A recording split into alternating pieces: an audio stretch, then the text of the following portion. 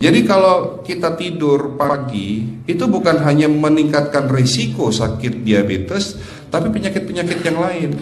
Dan satu hal, Rasulullah mengatakan, jika kita tidur setelah sholat subuh akan meningkatkan risiko pikun, Pak. Pikun loh, Bu. Ya, Pak. Gampang pikun. Lah kalau kita sholat subuh menjelang maghrib setelah asar, apa yang terjadi? Islam melarang, kita dilarang oleh Nabi kita tidur menjelang maghrib, betul? Bukan karena nanti ketindihan setan, bukan ya. Secara medis diketahui bahwa orang yang kebiasaan tidur antara asar sampai maghrib itu akan menurunnya daya tahan tubuh.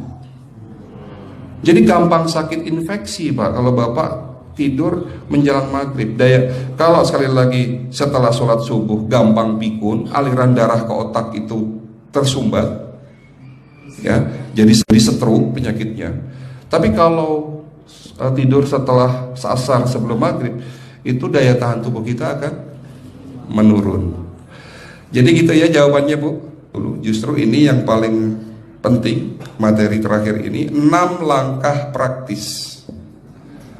Ya, Bapak bisa lakukan di rumah mulai hari ini. Langkah pertama, mulai hari ini jangan makan malam, Pak.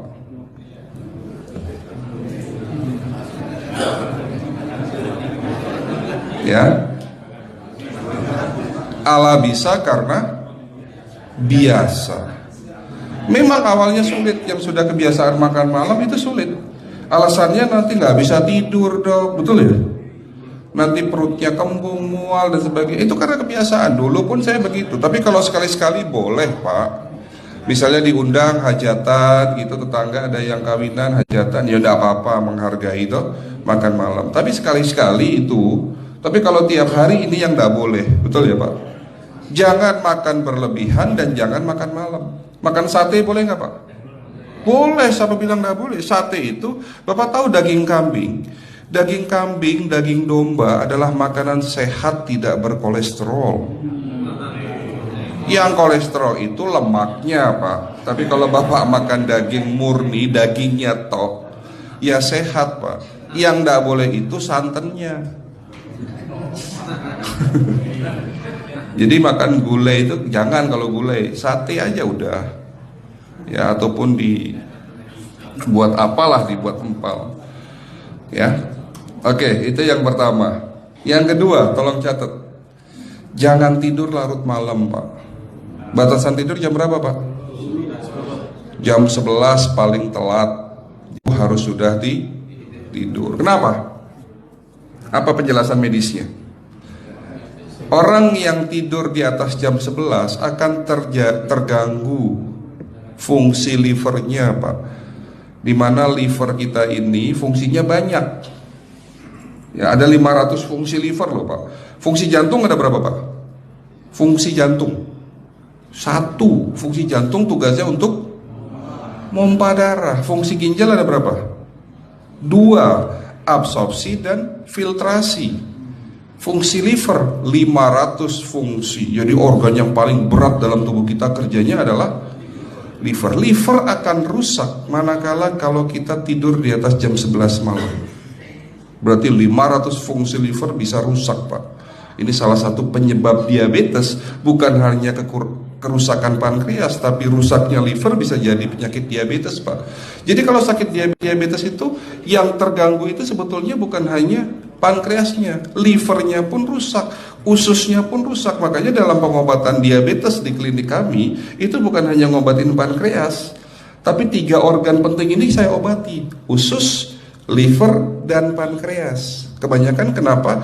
Kalau dalam pengobatan tradisional, mereka tahunya diabetes itu hanya pankreas, ya kan? Tapi di sini dalam pengobatan holistik, orang yang kena liver itu 3 organ ini pasti rusak: usus, liver, dan pankreas. Salah satu penyebab dari kerusakan liver akibat kebiasaan tidur larut malam. Jadi salah satu penyebab diabetes pun bisa karena tidur larut malam. Ya, batasan tidur jam berapa?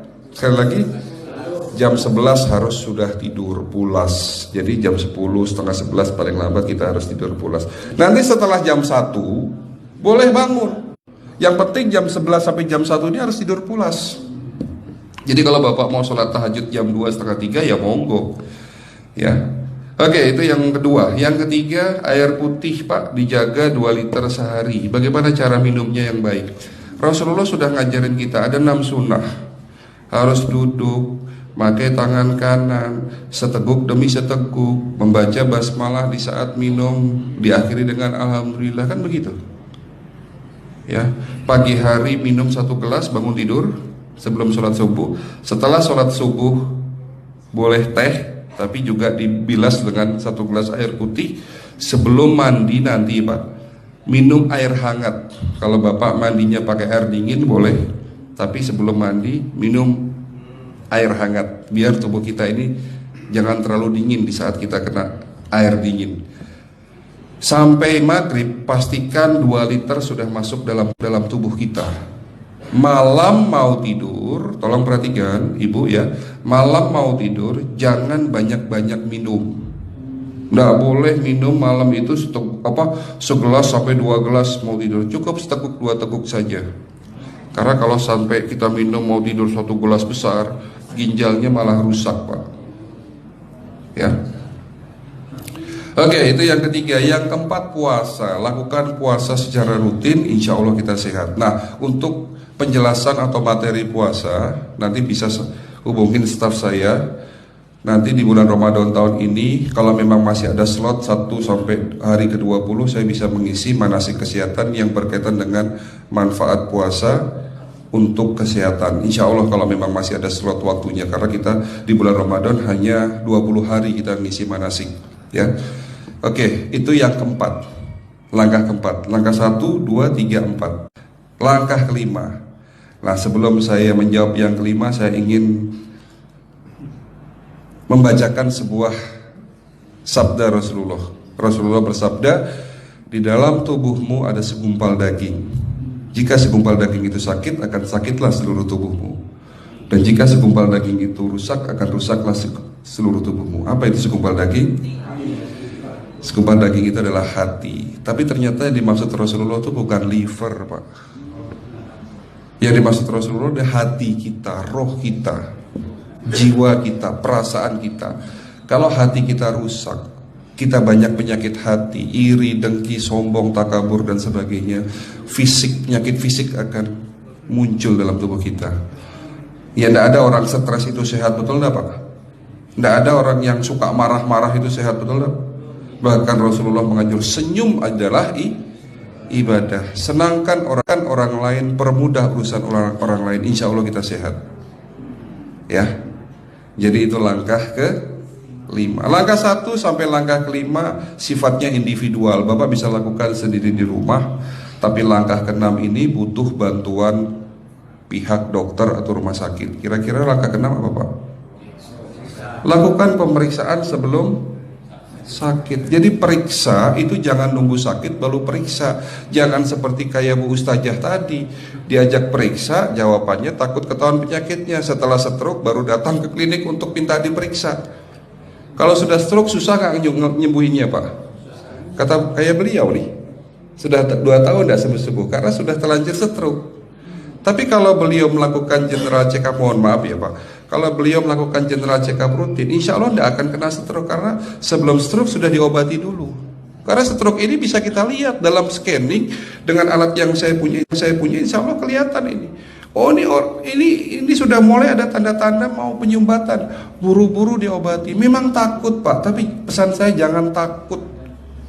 Ya, lakukan pemeriksaan supaya kita tahu, supaya kita kenal. Gitu ya Pak. Jadi kira-kira di jemaah ini ada enggak yang mau saya ajak periksa kita semua? Pesan terakhir dari saya, lakukan pemeriksaan sebelum terlambat. Ini pesan saya dan pesan seluruh dokter di dunia sebetulnya. Lakukan pemeriksaan sebelum terlambat. Ya, karena dengan kita melakukan pemeriksaan kita akan kenal tubuh kita. Kalau sudah kenal kita akan sayang sama tubuh kita. Betul Pak? Ada pepatah mengatakan tidak kenal tidak sayang. Cukup sekian dari saya. Mohon maaf kalau penyampaian kami kurang baik. Akhirul kalam, wabillahi taufiq wal hidayah. Wassalamualaikum warahmatullahi wabarakatuh. Kalau ada pertanyaan masalah teknis